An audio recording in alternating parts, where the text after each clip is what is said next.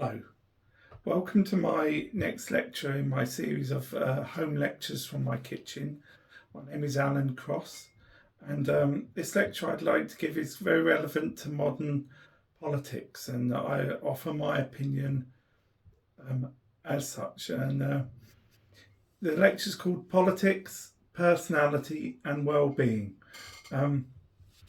Point one, we live in a greatly dysfunctional world. You can see it around the chaotic events and the confusions and the confusions and chaos in our own lives. Where there is difference, there is dysfunction. This is plain to many. It's a human instinct within us to rationalise, to look within our own experiences, and when we see things on TV, see things through our own perspective of how we've been brought up and so forth. And we can have an instinct to want to give the world the stability that we have ourselves, to kind of impose that stability and the sort of the attractions of that stability in this world of dysfunctional and instability can be a great attraction for mankind. But does this lead to a one-size-fits-all world? I mean, you look at the world today. There's a great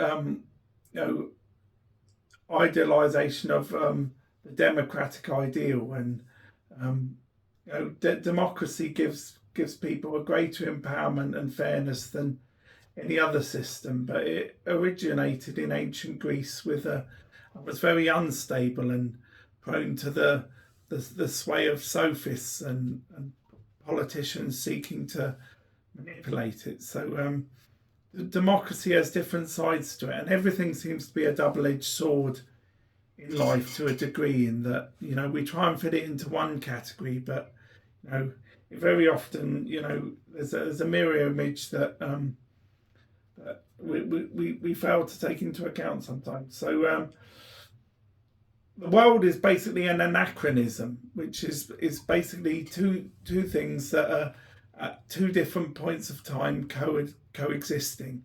And the world is like a patchwork of this, of different countries with different origins and different histories, all changing at different rates and all being relative to each other in different rates. For example, that the law in Iran relates back to like early Islamic law, and the law in the West relates most directly to utilitarianism. And the Western world can have such advantages in its philosophical framework, relating from Adam Smith, that freedom can seem like a good in itself, in that you can't imagine how freedom wouldn't have downsides. And hold on. Right, but you see, we live in a world of difference, and it's the greatest challenge of our lives and of our societies to actually coexist with this difference, and to actually succeed with this difference. And when we have this different anachronistic world, it can be there can be random and chaotic clashes between ideologies that seem to have a life of their own, and people can retreat into racial stereotypes and very much get self-focused on their own small existences in order to judge others, to judge people from foreign countries and so forth. But this can be linked to learning disorders and mental illness, and also linked to the actual natural dysfunction of racial tension. And you can see in Britain at the moment the kind of the race card that was played by Brexit has definitely made a more racially conscious society. And we see that with the whole idea of, well, who is British and who isn't British, with in Parliament at the moment with asylum seekers and so forth. But to overcome this antipathy to our natural inclination towards ourselves and our own ego circle of a world, we need to break through and make the connections that are beyond living a world of our own ethical preferences, to see the beauty of life's rich tapestry and to see difference. But I mean, is it a rich tapestry looking back with the differences in sort of distribution of wealth and sort of resources in society?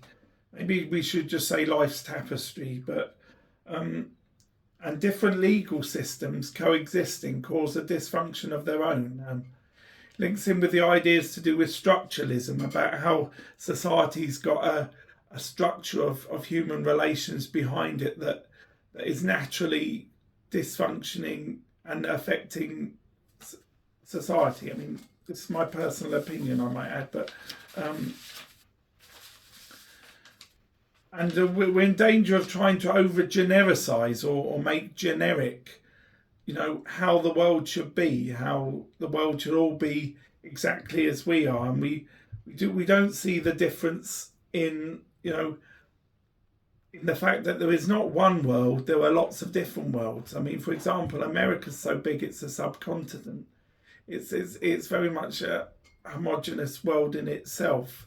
In that, you know, when America talks about protectionist politics, for example, previously, America's very self-sufficient in that it's such a large landmass, and but there are different worlds all around the world, and therefore the misnomer that there's one world, that we try and exist as a unity.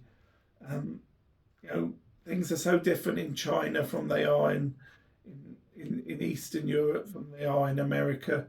You know, we are a world great chasm of difference beyond our t-shirt politics, if you like. Because I give the example because, you know, somebody who was a liberal might say that in some cultures, you know, it's reviewed as a crime to dress in a more informal Western Protestant capitalism type way, and yes, there are questions of human rights, but there's also questions of respecting wills of populations and actually respecting difference to begin with before you start overlaying your own ethical world onto very different ethical worlds. In the Bible, it teaches judge not, because everybody is so different from how we are. Our small circle of empathy, you know, we only empathise with ourselves from others, from detraction or attraction with different ideas and different. That's how we form a coherent idea of ourselves from the world.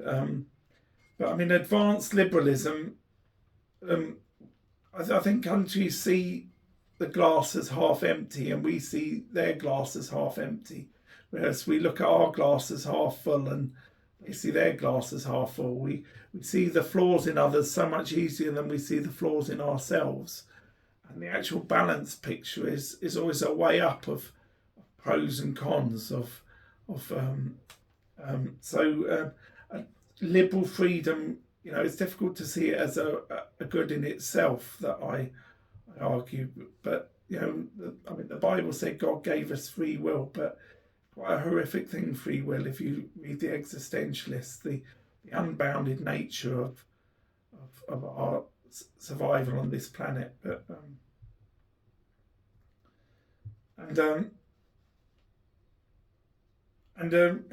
with the kind of reaction to the kind of different sort of anachronistic dystopia between relations between countries, you tend to get a effect of radicalisation and reactionism. It's like if you push a very staged society too far, then, you know, then it's more inflexible, and, you know, you get the rise of religious radicalisation and and the idea of conflict in the world. I mean, people associate it with holy war that goes back a long time in history. But I mean, is it more of a cultural dystopia, an over empathizing of the self from a Western point of view, and a horrible divide of historical reaction between countries, and this can lead to things that are completely so catastrophic, like 9/11 and the horrific disaster that happened to America. But so the answer is seeing the other point of view that we don't see when the glass is half full or empty. And Jesus spoke of forgiveness, and in the Torah or Old Testament, the Bible speaks of thou shalt not kill. And these are practical ways in which society and human beings can actually function with each other, or dysfunction in a better way towards everybody's well-being. And war is a failure of society, not a solution. People often rely on it as a solution, thinking, in the old days it would be for example, with Harold Godwin and William the Conqueror, it was the divine right that decided the future of the country of England. But these days it's such a complicated, interrelated world of politics, economics, culture, division, unity. It's difficult to see in terms of the romanticism of the rights of kings, but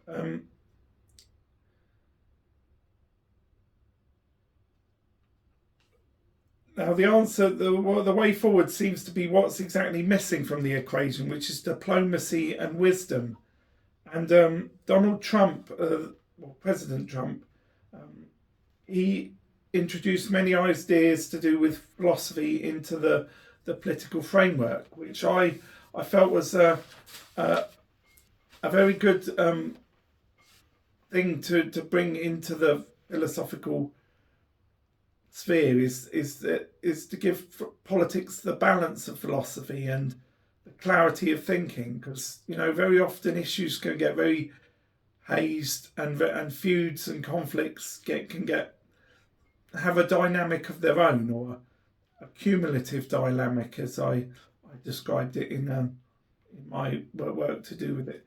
But to have philosophy within the political sphere is a safeguard of scepticism, both for us with our own points of view and for embracing difference and so forth. Because if we can get that kind of neutrality, we can balance our own well-being with others' well-beings, and come to a greater balance in society, I argue.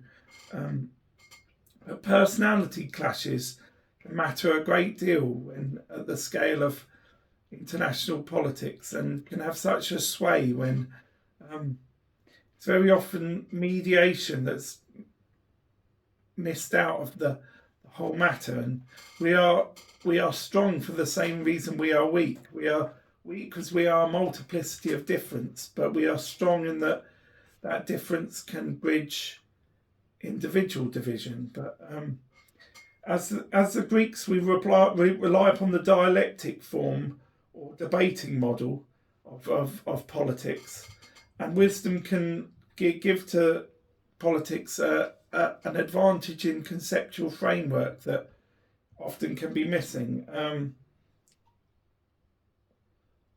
And therefore, we have to balance the personal world with the world beyond, and see the historically relative nature of our countries in this world.